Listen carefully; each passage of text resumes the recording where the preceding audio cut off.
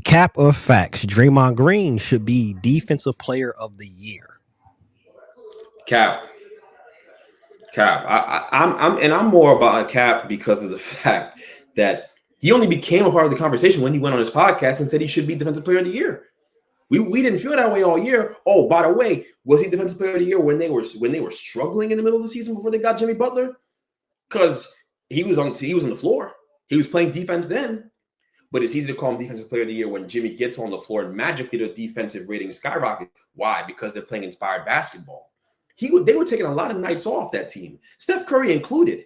They coasted when they felt like they didn't have a chance. But when they got Jimmy in there, they felt like they had a chance to compete for a championship. And then all of a sudden, morale skyrocketed. Steph Curry started having 50-point games again.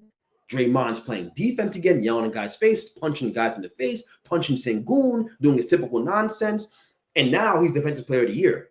Nah, man, that's not how that works. It's not how, if you weren't doing that when it was cloudy outside and it didn't look like there was any sun coming, and you didn't look like you had a chance to compete, and you were on your way destined for a plan, which, by the way, you still ended up in part because you missed a layup, looking for a foul.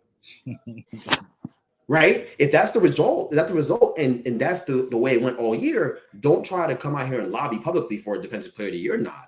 That's not the way it works. Since when? Since when? It's bad enough that Draymond gets the benefit of the doubt talking these refs crazy every time he does something stupid. He fouls someone, he's in the ref's face all crazy, and the refs just be like, it's just Draymond being Draymond. Really? I mean, I should be refreshed that a black man gets that level of privilege anywhere. But it's crazy.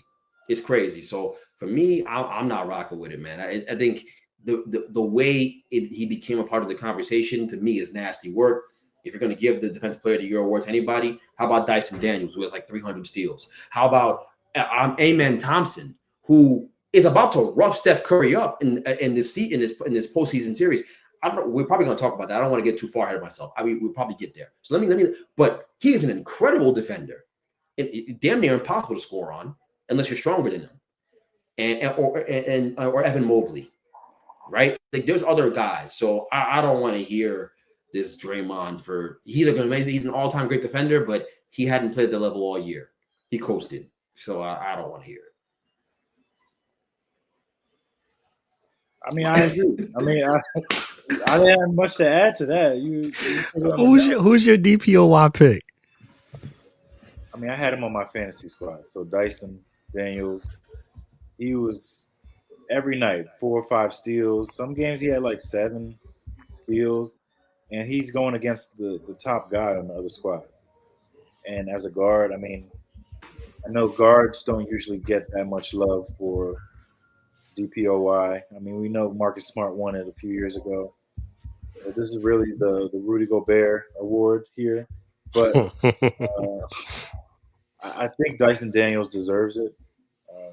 Coming over from the Pelicans, where he was getting no play, to Atlanta, and he's become a key piece moving forward for them, and a key to their defense too. Like it starts and ends with him over there. So either him, you got Lou Dort, he's an option for DPOY, but my favorite would be Dyson.